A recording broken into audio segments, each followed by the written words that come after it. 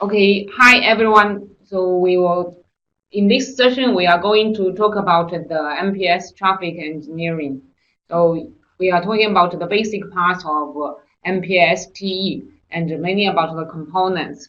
So before we really start, first I would like to introduce myself.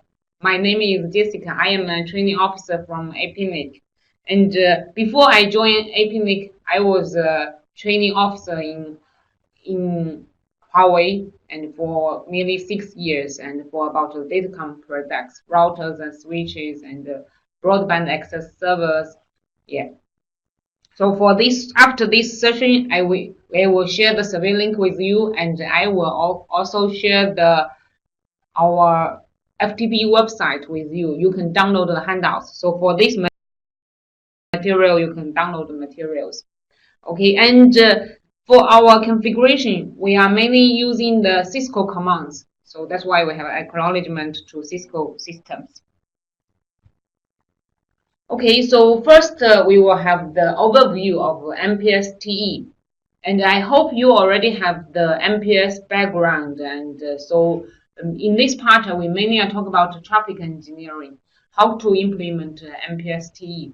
In fact, nowadays, I think most network, if they have deployed the MPLS, layer 3 VPN, layer 2 VPN, and normally if for the um, redundancy, they will deploy the traffic engineering, but not everyone, just for some redundancy requirements and also for some the path selection path, they will deploy the MPS TE. And especially for a large network, your network is larger, and then if you want to have better control and for the traffic distribution, and then it's very possible to deploy MPS TE for ISP. And MPS TE, why do we need the MPS traffic engineering? And this is used for the handling the unexpected congestion. If there is congestion, and then they will base. In fact, for each tunnel, they have the bandwidth requirements, and also for we can see better utilization of available bandwidth. So for your network, maybe some links are full with full with the load, full with the traffic, but some of the links are total empty.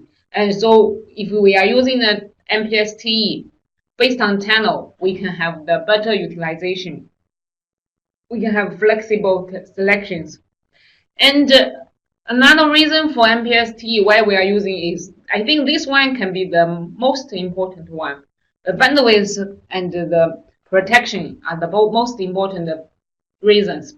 So if there is a link failure, a node failure, and MPS TE can provide the fast reroute and the link protection. And these are the reasons. And the capacity planning. So at the beginning, we can plan the capacity of our network with a better planning. These are the main reasons for MPS traffic engineering are used widely. And for this session, we mainly talk about the components, the basic components of MPS. Okay, so compare with the IP traffic engineering. What is the advantage or the major difference between the IP traffic engineering and MPS traffic engineering? For IP traffic engineering, for the protocols, normally, for example, IGP, we based on the cost. So cost if it is less, and then we will choose the shortest one, so shortest path. But for the MPS TE, when they select a path, it will be based on whether the resource is enough or not, and normally decided from the source. So what does this mean? You can see here for our topology, these are the two channel, and in this topology you can see the G links are the green color, the G links, and we have the FE links. FE links are the black color. And we can see for the top link, we want more traffic go from the top link and less traffic go from the bottom link. But if you based on the IP, and maybe it's based on shortest path, okay, go from the top link. So all the traffic will go from the top one, and the bottom one will be empty. So then what can we do? we want some traffic can be shared with the bottom one. But if you are using IP, okay, we can use the based on the equal cost node balancing. So equal cost. And the equal cost, what would happen? Equal cost means 50% and 50%. 50% to the top, 50% to the bottom. But this is not what we want. We want the GE1 will take more bandwidth and take more traffic, and the FE1 will take less traffic. So how can we do that? For the MPLS TE, we can set up the two channels. One channel from the router 1 to router 6, and the path will go from router 2 and router 3, go via this. And then the traffic will go from R1 to R6. We can set the bandwidth is 300 MB per second. So here we didn't define the traffic will be like this. We just define, we give this channel, and for the physical link, we will reserve 300 from each link. Okay, we reserve 300 from R1 to R2, reserve 300 from R2 to R3, reserve 300 from R3 to R6. These bandwidths will be used for this channel. And the bottom one, you can define the 50 m, and then from R1 to R2, R2 to R4, R4 to R5, R5 to R6. Each link we need to reserve 50 MB per second for our channel 2. And then you can see we will guide the different traffic into the channel 1 and the channel 2. So maybe for some video, and then you can get the traffic into channel 1. The bandwidth is higher and can be provided. And for some voice, you can guide the traffic to channel 2. So through this way, and then we can guide the different traffic and realize the unequal load sharing between these two links. And you can see the path has been decided from the source, from router 1. So the path decided from R1 to R2, R3, R6. The whole path has been decided. Not from R2. He will consider, oh, maybe I need to send it to R3, maybe I need to send it to R4. In fact, at the head, R1 already decided the whole channel. So this is the determined path at the source. This one will be different compared with the IP routing, because for IP routing, every router, he will check his hop, one hop, and to check which way I should send the traffic. But for the MPLS TE, the whole path has been decided because we have the LSP label switching path already decided the whole path. Later we will explain. So this is another optimal traffic engineering. And for how the MPLS TE works for all the components. In fact, these are the 4 steps. This is very simple. For the MPLS TE, first they will distribute the information. So between these routers, in the topology between the routers, they will flag the information to each other. And for this part, we need to know what is the information. So very similar to the OSPF and ISS. OSPF, ISS in the network, they will flag the link state information. And here will be similar, but more information are carried. After every router, they know the information. And then every router will calculate the path. So this path can be calculated dynamically. So like the shortest path first, OSPF, using the SPF, they can calculate the tree, the path. And but for this one is a little bit different. Later we will see what is the different part. Can be dynamically and also can be manually. Manually, that means you will tell this router each hop. Next one is R2, next one is R4, next one is R5, and then you will tell them each hop. So this is manually. And for the path calculation, so we have very flexible choices you can select. And then for the path setup, after you tell the router, or maybe the router calculated the path, and then we need to set up the path. So maybe for OSPF, and then they will generate the shortest route. finished. But here for MPLS TE is different. You tell the path, and then we need to set up the path. Maybe you are wondering what is set up the path, because here don't forget this is the MPLS TE. We are using MPLS. We will use a label for forwarding. So where are the labels? Here, path setup is the label. We'll distribute labels between the router. So here we know next hop is here. We know next hop is there. But when you forward the information, you need to add a label or maybe swap the label, push the label. So where are the labels? Path setup will help you to set up the LSP, distribute labels. So RSVP will be used to distribute labels. And after we distribute labels, and then we can say, oh, this MPLS TE channel has been set up from the source to destination, and then the whole path is based on what maybe manually, maybe dynamically generated the whole path. Maybe you think that is already done. Not yet. Last step. No traffic, because if you finish at this moment, nobody knows there is a route, there is a tunnel interface. You need to tell people, you need to guide the traffic into the tunnel interface. So forward the traffic down to the tunnel. This is what we need to do. So after the tunnel, LSP has been set up, you need to guide the traffic. You need to tell the router 1, guide the traffic to the tunnel interface. Tunnel interface is a logical interface. So you need to tell people, maybe using static route, IP route, outgoing interface is tunnel 0, and then the traffic will come here. And maybe the auto route, and then you can, the router 1, he will learn this one, and he will use this one, but you need to use the command to enable.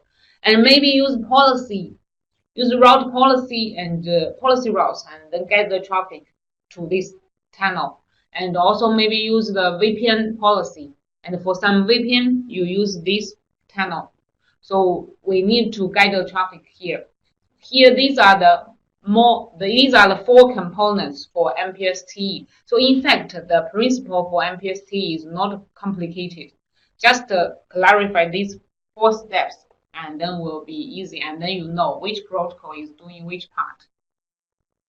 So here we will explain, in this session, we will explain these 4 parts briefly. And then in each part, we'll have some configuration example, and hope you can understand. So MPLS TE is mainly talk about the tunnel, And for one tunnel, we will see there is upstream and downstream. And I think if you are familiar with MPLS, this is a very common terminology. And so upstream, the traffic is going from upstream to downstream. Okay, so the traffic will go from this way, upstream to downstream. And so we have the tunnel. If here we have the TE tunnel from router 1 to router 4, and we will set up this tunnel. And the tunnel source is on router 1, So the configuration of the tunnel, creating the tunnel and use the tunnel are mainly on router 1. But for the router 1 to router 2, router 2 to router 3, router 3 to router 4, you need to reserve the bandwidth. So each hop, they also participated. And for the LSP, they also need to allocate labels. So for this tunnel, we call the router 1 is head end, and the router 4 is the tail end, the end of the tail of the tunnel. And in the middle too, these are the midpoints. So here, these are some terminologies used for MPLS TE. Then you can see here, many people have a confusion. Maybe someone will consider, okay, so I set up a tunnel. Then you thought the tunnel will be R1 to R4 can forward the traffic. R4 to R1 also can forward traffic. No, here the tunnel is only one way. Okay, I will write it here.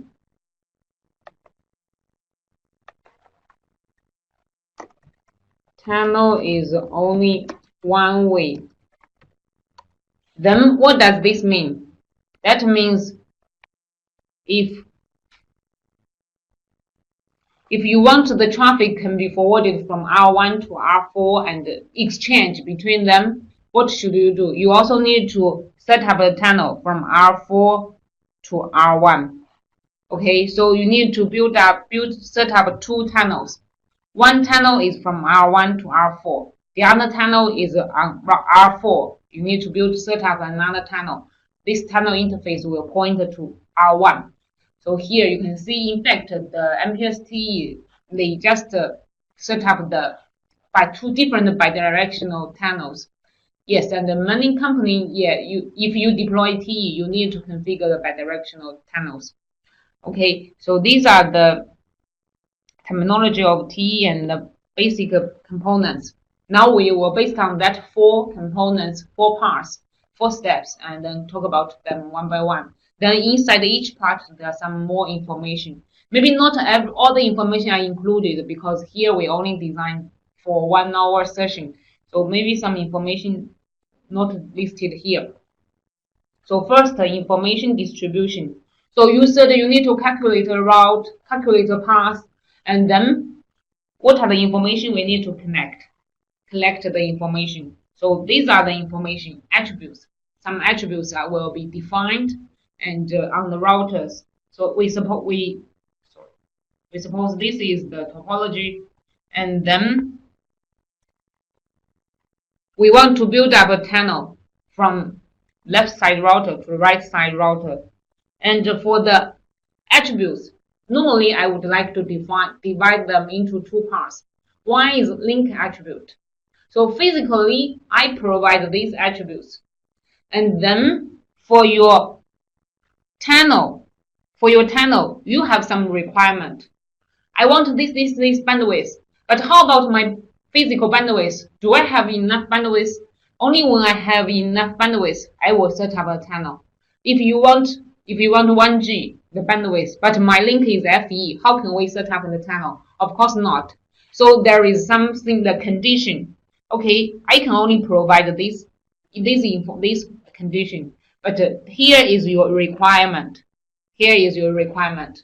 So this table, these 2 tables are very easy for us to understand the different attributes, because maybe some of you already configured the MPLS TE. You know some bandwidth here, bandwidth there, and maybe you are confused which bandwidth is for which function.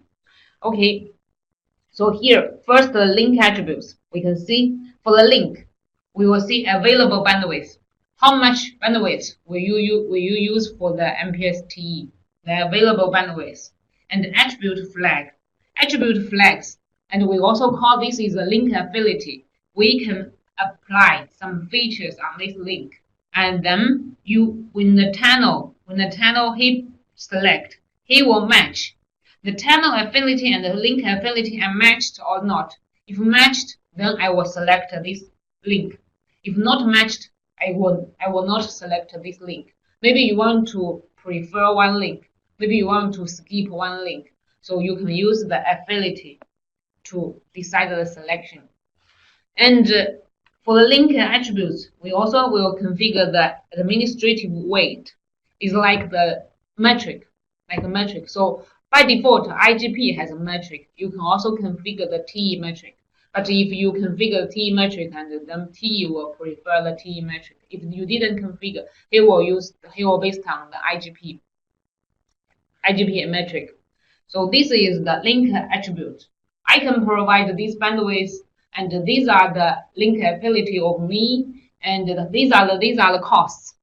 And for the tunnel, this is a physical interface. Then tunnel will say, oh, here this is my tunnel. I want to set up the requirement. The bandwidth is maybe 50 m. And then here is the required bandwidth. Then he will match. Does this one have 50? Does this one have 50? Does this one have 50? So he will check. The tunnel has the requirement, but not every physical link can meet the requirements. And also the affinity, then he will select which affinity can meet my requirements. And the priority, later I will explain, because there is a preemption. You will set up, maybe you set up multiple tunnels, but which tunnel can be can use this resource. Maybe the resource is the available bandwidth are not enough for 3 channels. So which one should be toned down? Which one should be kept? We can use the priority to select. If the priority are the same, and then which one first in and then first up. So here is these are the attributes. So you can see for the information, these are the basic information, and then I will explain some of them and use based on the Cisco configuration, and then we can see. Okay, so if you have any question, you can type in the chat. And now we are going to see the different attributes. Here, bandwidth on physical links.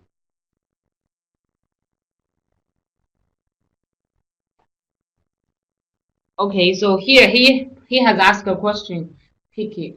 So that means we can create a custom path regardless of the IGP metric. Yes, of course. You can create the path just based on your requirements, and then you can build that path. You don't need to care about the IGP metric. You can define your own TE metric, and later you can also define the whole path by yourself. But you need to guarantee the bandwidth. It should be enough, at least. So here, continue. You're welcome. And for the bandwidth on physical links, you can see we will configure the reservable bandwidth on a physical link. We can reserve. Here is the configuration. So for the router 1 for this interface G005, and then we will configure the MPLS TE channels, enable the traffic engineering channel function. So you need to enable this interface can participate into the TE select calculation. And what is the bandwidth? IP RSVP bandwidth 512. So RSVP will monitor the bandwidth. This protocol will be used to monitor the bandwidth for the router and for this interface. So if someone occupied how much bandwidth, and then he will reduce that amount. So reserved bandwidth is 512 kbps. And this is on Cisco routers. For different routers, and then you need to check what is the unit for that information. And for the bandwidth required by channel, we can provide 512. And then here, we will set up the channel. For R1, you will create a channel. So you can see channel is a logical interface. Channel is a logical interface, and only on the source. Only on the source. Okay, so I would like to write this down. So T channel is a logical interface, and you only need to define this interface on the source. You don't need to define each hop. And later, because for each router they have configured the MPLS TE, they will talk to each other. Oh, I want this bandwidth, I want this bandwidth, and then whether this path can be set up or not. Only defined on the source router.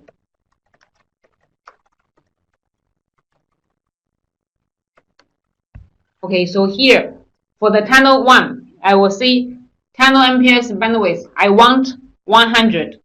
I want 100. So before we reserved 512, and here someone want 100. Okay, I think this is clear. So this command is not the mandatory commands. So if you didn't configure the bandwidth, the channel is with 0 bandwidth. Of course, if in the real condition, of course we need to configure the bandwidth. Otherwise, the channel setup, we cannot use that one, cannot gather traffic. So bandwidth, I think, is very easy to understand. First, physical can provide this, and then the channel logical interface, I will require how much from the physical interface. And then for priority, as I said, the priority is used for preemption. preemption. If the resource is limited, and if more bandwidth wants to set up, and which channel can win, we can decide by priority. And when we define the priority for MPLS TE, we have defined two priorities. One is the setup priority, one is the holding priority.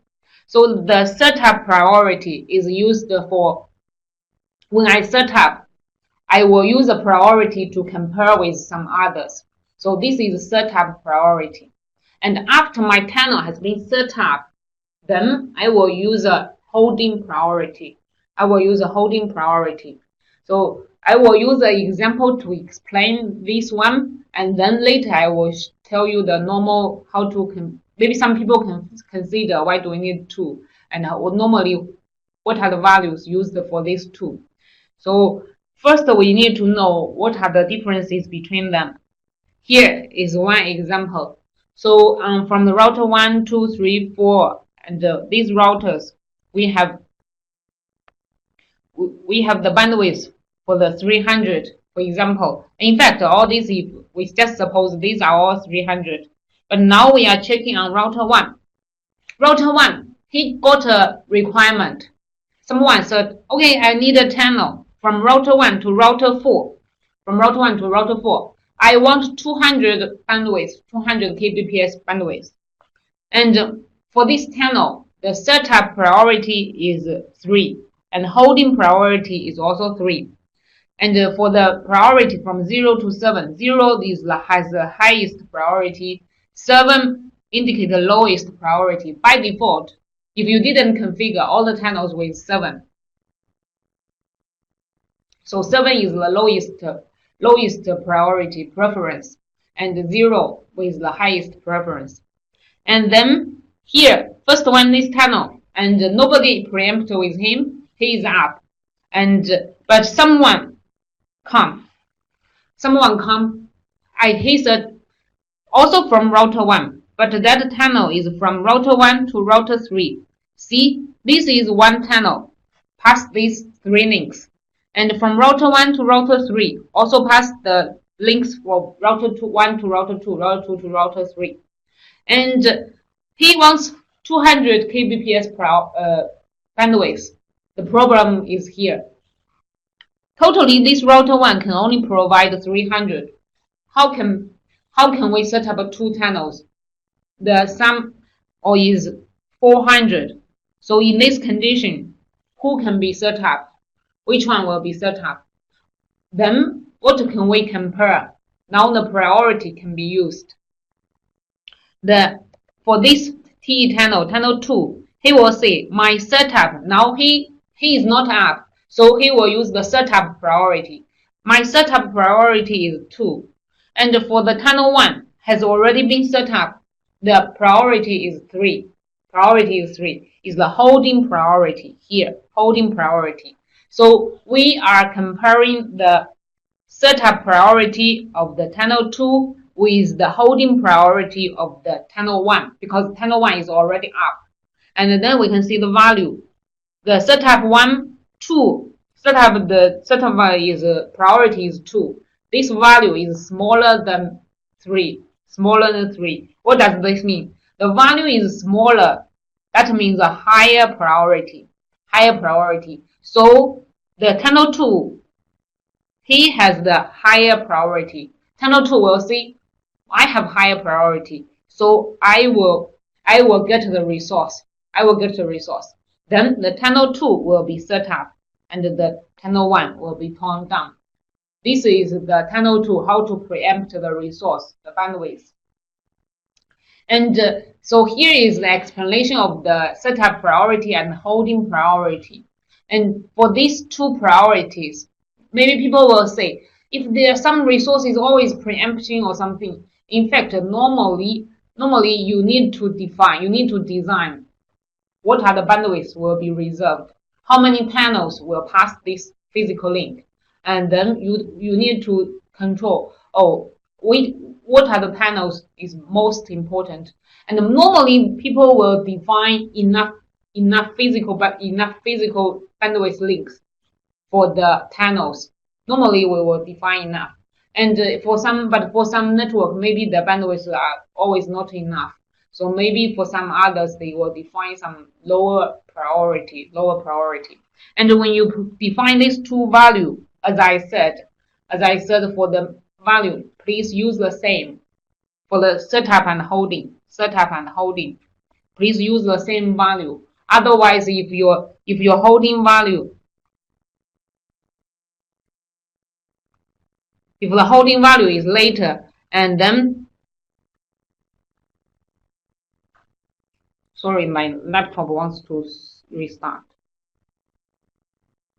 Okay, I will define.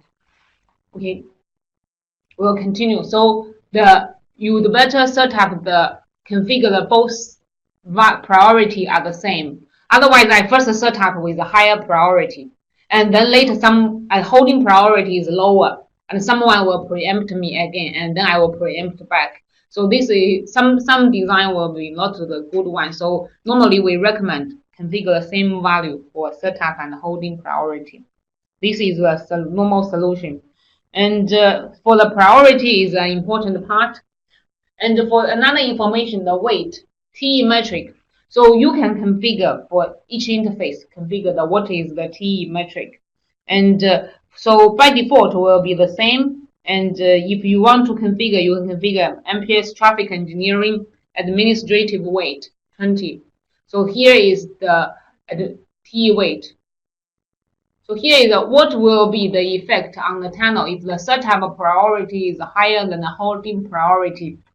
Okay, so here for the problem, you can see if your setup priority is higher than the holding priority, it will also be set up if the resource is enough, and if the resource is not enough. For example, for this tunnel 2, if we define setup priority is 2, but holding priority is 4, what will happen? You can imagine. So his setup is 2. He will preempt 3. Yes. And then this tunnel will set up. After he has set up, because your holding is 4, my 3 is with higher priority. So I can preempt your resource. But if the resources are enough and nobody is prepared to compare with 4, and everything will be fine. But if someone defined like this is not a good example. If you define the holding priority is lower with lower priority compared with setup. You can see here the tunnel 1 and the tunnel 2 both will continue preempting each other.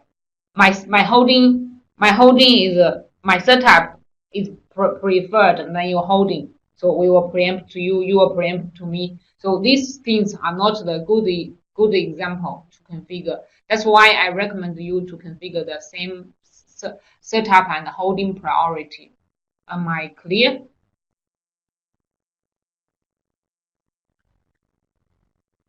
Hi, Picky, is this one clear? Can to answer your question? Okay, yeah. So in fact, we don't want to spend too much time on priority plane for MPLS TE tunnel, because this is not stable for your network. So better if you want to have the preemption, you'd better for the setup priority and holding priority configure the same value. And normally as I said, if you have multiple tunnels pass the same physical path, better we reserve enough physical bandwidth for them. Otherwise, you need to be prepared. Some tunnel will not be up. Okay, so that is for priority, and a good question from Picky. And then for the next part, the TE metric, as we said, you can configure this one like the IGP. You just define the metric. What is the metric value? If not, and he will use the IGP cost by default. So these are some informations are distributed in the net. So every router for this interface, you have configured you have the configure TE, and then we will distribute the information to each other, and if you define the cost, and it will be here. Okay, so for the, you can see some more information that have been added into our link. And for example, TE metric and priority, and also priorities for channel, and also for our bandwidth. Most importantly is the bandwidth. These information are included inside our link state information. So how to flag this information? How to exchange the information, because he wants to say what is the bandwidth between each other. They need to negotiate. So OSPF and ISS, these two protocols are still used to carry the information, to carry the link state information. And because we have the bandwidth information and the metric and the ability, this information. So these two protocols has been extended. We have the extension for these two protocols. So both OSPF and ISS can support traffic engineering. So if your network ISP, you are running OSPF, you are running MPLS, and then if your vendor can support the OSPF TE, okay, so you can just implement the OSPF TE to carry the traffic engineering information. If your network is ISS, and then you just enable ISS TE, and then to carry the traffic engineering information. So the additional information, and maybe some information you can't remember all of these, but you just remember at least the bandwidth. Most important one should be carried, because then how much bandwidth allocated for this channel. Yeah. And so the protocols has been extended to carry the information.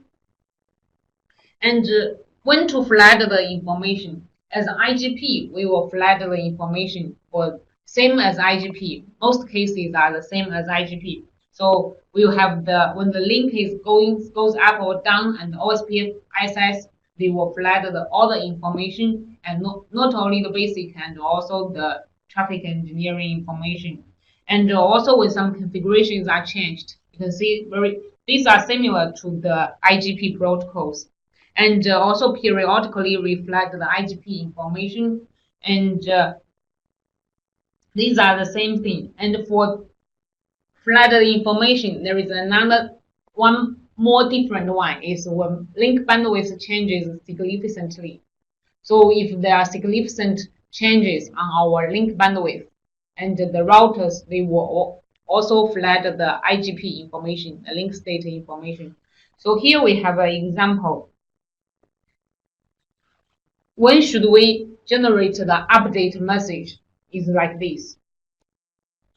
So in fact, on our routers, maybe some of you use I configure MPLS TE. I didn't configure any limit or something. In fact, by default on the routers, they already defined some value at different reach the different threshold, and then generate some message, update message. So what does this mean? When traffic changed significantly, when traffic, for example, when this bandwidth, this is one interface, Ethernet 1/0, and we will have the bandwidth threshold listed here. So when one channel 1 setup occupied maybe from here 20% of our bandwidth, and so we can see that nothing happened, and the channel will set up.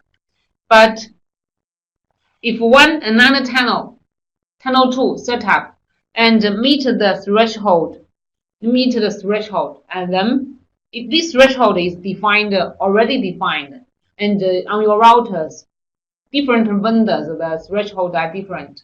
So it's 30 or maybe 20, 40, and so different value. Just to reach the threshold, we will generate an update.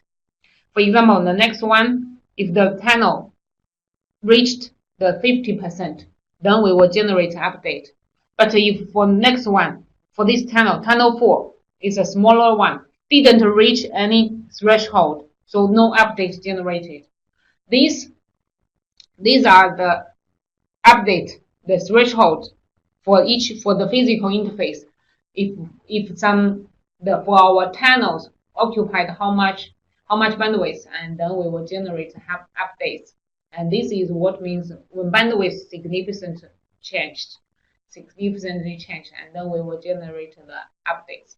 So these are the for our information at difference compared with IGP. And normally for the routers, you can check on Cisco routers, and if the threshold is reaching to 80 or over 90 or 100%, over 90%, and then the threshold of the density will be much larger. So more updates will be happened. So these are for our updates information. And so for previous part about the information distribution, because maybe from till now you see kind of get some information, but then what has a big difference is that for MPLS TE we need to carry more information on our routers. So previous part we have extended the OSPF ISS to carry this information, and in previous part, I have introduced some of the information, not all. For example, some affiliate something, I didn't list them here. And then after we have distributed the information, every router collects the link state database, and we can calculate the path. And because now we know what are the bandwidths and something information, and we can calculate the path. The calculation can be automatically, like OSPF ISS automatically calculate which path can be used based on your requirement of bandwidth, and also can be configured manually. You can define which one is which hop. So just you can customize all the paths. Yeah, many company, I already saw some ISP, they define the path all by themselves manually, but they needed to get the bandwidth information. Yeah, and not calculated by the router themselves. And also some ISP, they calculate the bandwidth path by themselves. So here for the path calculation, we can have two ways. One is dynamic. One is explicit. So dynamic, the router will calculate based on the bandwidth, based on the cost, and based on affinity. If affinity you didn't define, and then based on previous information, and then they will calculate one path to use. And also explicit, that means you define every hop, or we can also combine in the explicit. Some paths use a dynamic. Okay, hybrid can be used. So the tunnel path is in fact, these are very simple information. Just a set of next hop address. Next hop is 1111. Next hop is 2222. Next hop is 3333. The whole path is like this. Next hop is which one? It's just the path. Then later we will distribute the labels.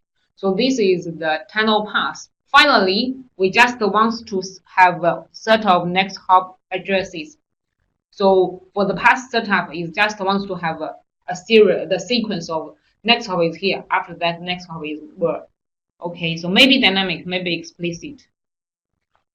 So for the dynamic way, in fact, so they use the TE topology database. So you can see the TE database after you run the OSPF TE or ISS TE. So for the router, he will take the best IGP path that meets the bandwidth requirements. And for this algorithm, this is SPF, but is constrained SPF, because not only based on the shortest path, also based on the bandwidth. Maybe some shortest path, the bandwidth is not enough, so you cannot use that one. So you need to use the shortest path, but meet the bandwidth requirements. This is the constrained SPF. So here we can, for example, you can define for this tunnel MPS and path option dynamic. So then you will define, we are using a dynamic way, and you didn't define where is the next hop, and then the router, he will calculate. So dynamic path option, you can define a dynamic way. And the CSPF is the algorithm used to calculate a path based on this information, based on not only the cost and also the bandwidth, link attribute, and priority to calculate the path. Okay, so here is the first one. I want to see for the dynamic way CSPF, and for the other way is explicit path. So we can define where is the next hop, where is the next hop, and explicit path just defined by ourselves. And we can see for this TE channel, router 2, we want to define the TE channel. And oh, I think this animation has some issue. I think should be the router 1 pointed to router 5, pointed to router 5. So what is our requirement here? You want to set up a channel from router 1 to router 5. From router 1 to router 5. Then which path you want to choose? Here we will use the manual way. You can choose next hop here, next hop router 2, router 4, and router 5. And also router 2, router 3, router 5. So here we can really define them hop by hop. So the channel, and then use the explicit. Before was dynamic, now is explicit. And the name is R1 to R5. So you will create the path. This is the path name. This is the path name. And you will create a path. Okay, so next for the explicit path, we have strict and loose. Strict path. Strict path is the real manual way. You will define each hop. You can see here. From A to B and to E, and what is our path? All this configuration on the router A, okay, on the source. On the source, we will configure next hop is B, and then next hop is D, and then next hop is E. So we have defined for each hop next address of. Then this is a strict path. You have defined the whole path, and here you can configure the physical interface in the next address. You can also configure the loopback address in the next hop, next address. And so this is a strict path. I think you can imagine. Okay, I just define each hop, and that's it. And for the explicit way, we also have another one, loose path. The loose path is like this. Some paths I didn't define. So for this one, for router A, next hop is B, next address is B, and then next address is loose, E. So we don't define. We haven't defined the middle from C or D, just the dynamic way. So in fact, the loose path, for me, I understand this is more like hybrid.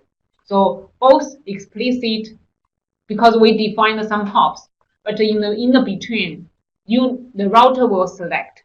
So in fact, also based on the CSPF, for this part, he needs to select based on whether the bandwidths are enough, and then select one path. So for the explicit way, we have strict and loose paths. And these two also used common for different ISP. For some ISP, they will define each hop. Some ISP, they just okay, I pick some nodes. Okay, some nodes you need to pass, and the others maybe you just calculate based on the algorithm. So these are the explicit way how to generate the whole path. Whole path. So maybe you are using dynamic, maybe you are using the explicit, and finally the result you need to generate where are the next addresses. So the path we need to get. So before we can generate a path like this. Next address. This is the whole path. And then after we have this path, the router, for example, okay, I will go to here. There is a question for the loose path. You mentioned the router will do the selection of the hops in between. What factors will affect the router selection? Just the bandwidth only? Not only the bandwidth, also the cost. So in the between from B to E is using the dynamic way. He will calculate.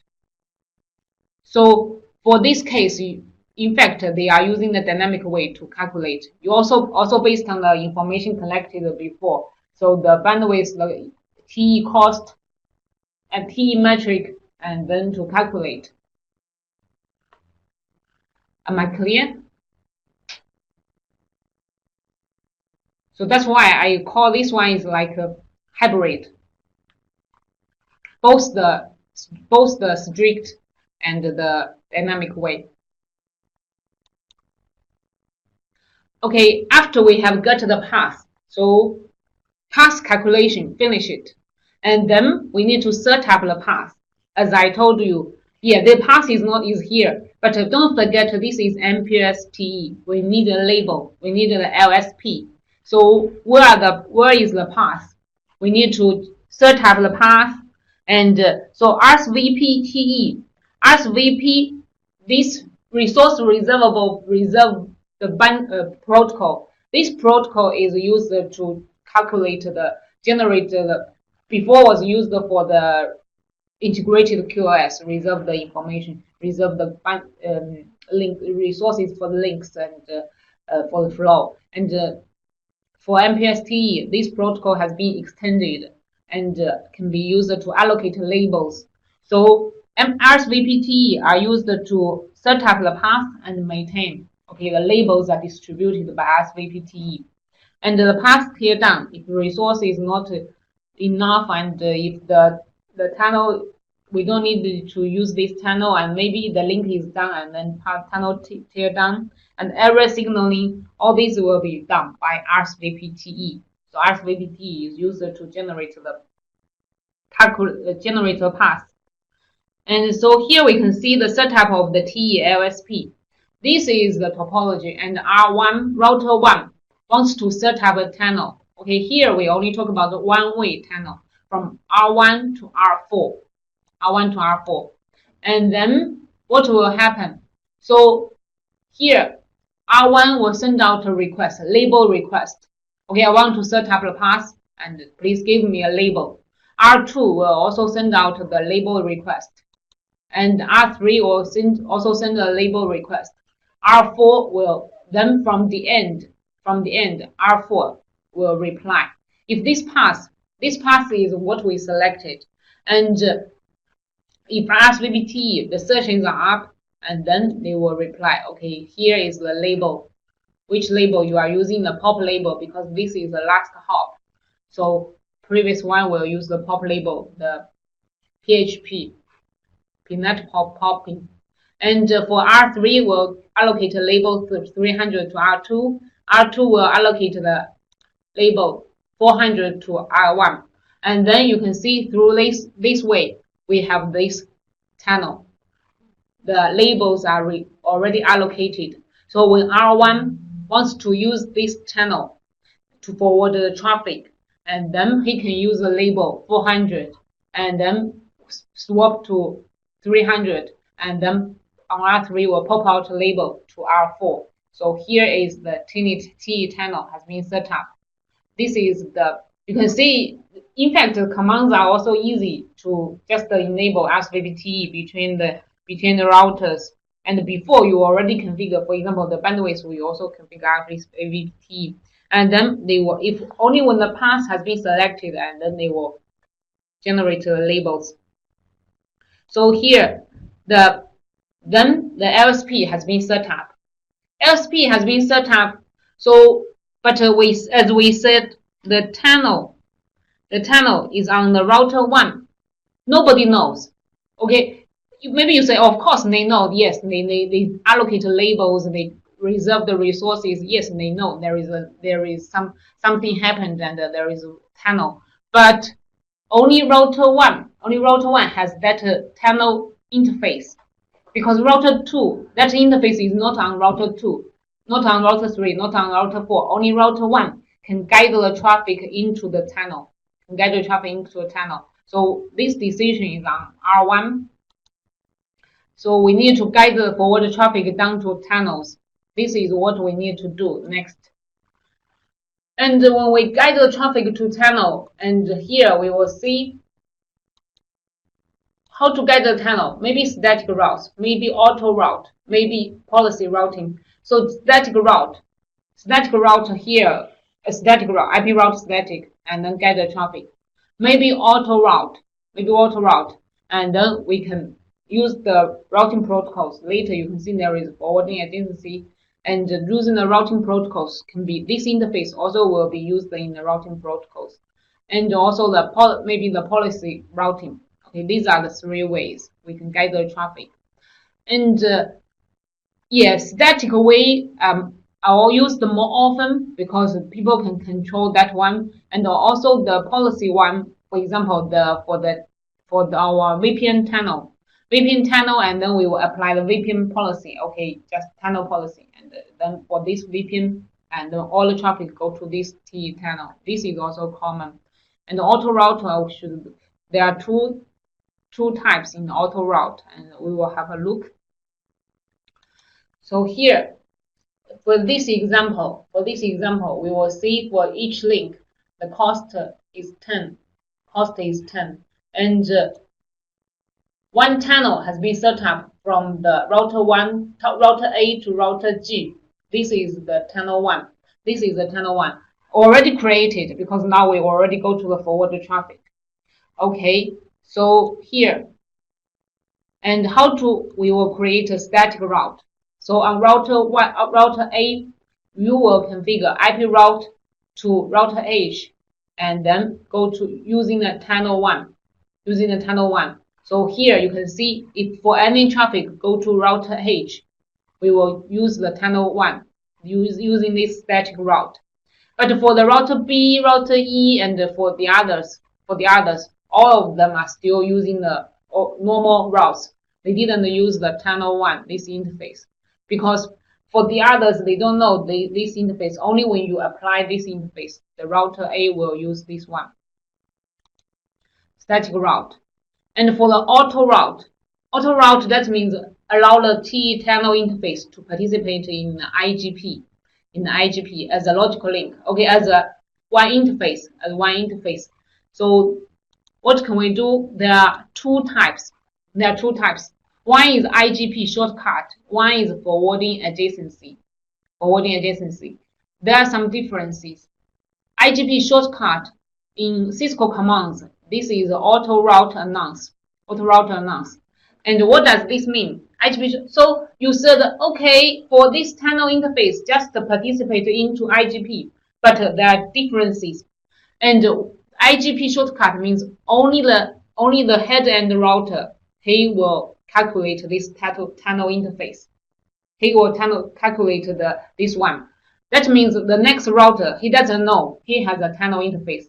Only the router one, he will put the channel interface into the SPF calculation, SPF tree. And for the others, they don't know. They don't know. This is a shortcut. Only the head end router. And the forwarding adjacency, that means allow all nodes. So all the routers, all the OSPF routers, they know there is a channel 0 interface. But for the IGP shortcut, only the head end routers. As I know, shortcut is used more often because there's some wants to have better control, and then on this router we create a channel, and then this router will decide how to guide which traffic into this one. And so in fact, for forwarding adjacency, because IP routing is like for the hop by hop, and all will be defined by which router I want to use channel 1 interface, and then I will use that interface. In fact, it's also decided on this router. Okay, on the head router when the traffic arrives. So, but here I want you to know the differences. Maybe it's hard for you currently to know the difference because a little bit confusion for the definition. So for this one, I just mentioned only both of them they will participate into IGP calculation, but for the auto route, a shortcut one is only for the tunnel for the head end router one, but for forwarding adjacency, all the other routers they know. Okay, and later we can also see some differences between them. So for the auto route shortcut one. So router A will in the tunnel one interface, tunnel MPLS traffic engineer auto route announced. Then this interface will participate into the IGP calculation, and then the router A will know. Okay, I will use this interface for some traffic if the cost is smaller than the normal IGP cost, then I will use the tunnel interface. So it's go into as a normal logical interface. And the forwarding adjacency is a little bit different compared with the shortcut. Forwarding adjacency, you need to set up the both way. So from router A to router G, if you want to use the forwarding adjacency, the two-way tunnels should be up. Two-way tunnels because they need to set up the adjacency. So router A wants to set up the adjacency with router G, and then they shouldn't both have the tunnel to each other. The tunnel path we don't care, but you both should have the tunnel interface. Tunnel interface pointed to the same source, this source to this end to this source. Okay, and then you can define the forwarding adjacency and define the cost.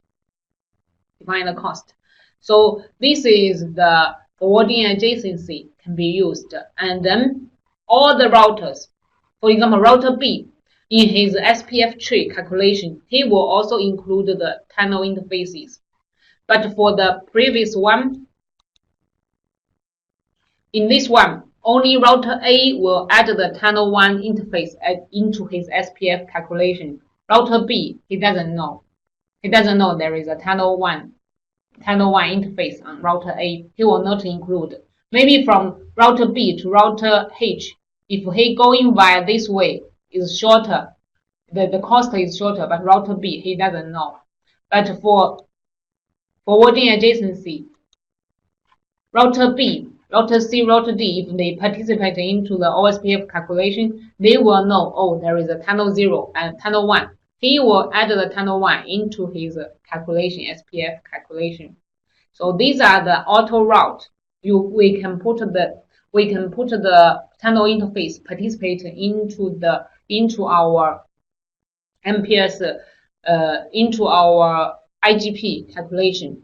Okay, these are the two, and in fact, sometimes also depends on the vendor whether support or not, and so the performance is better or not. So this is also one effect part.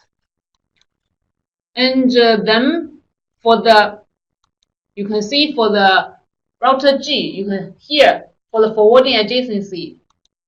Sorry, I just missed one page.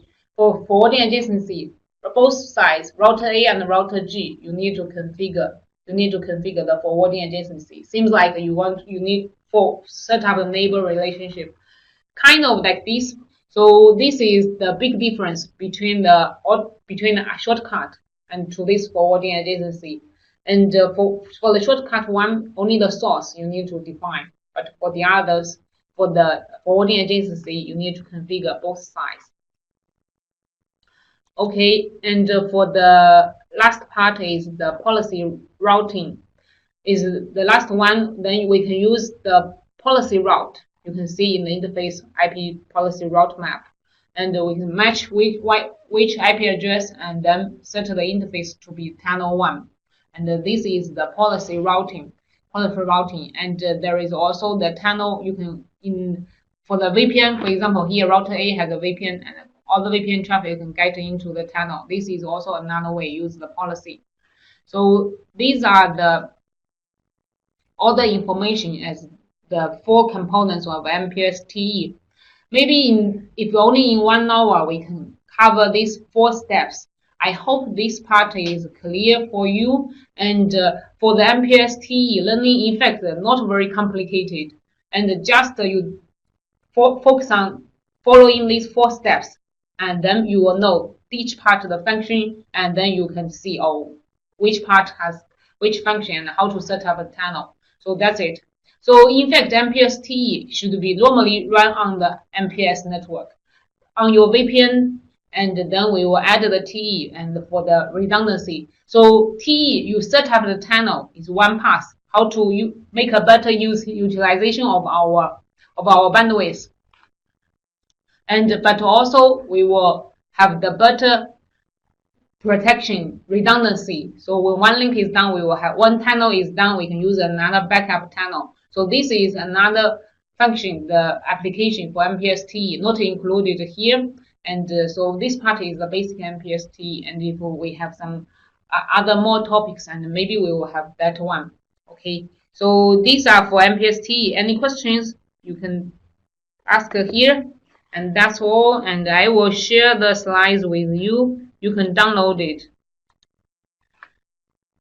Okay.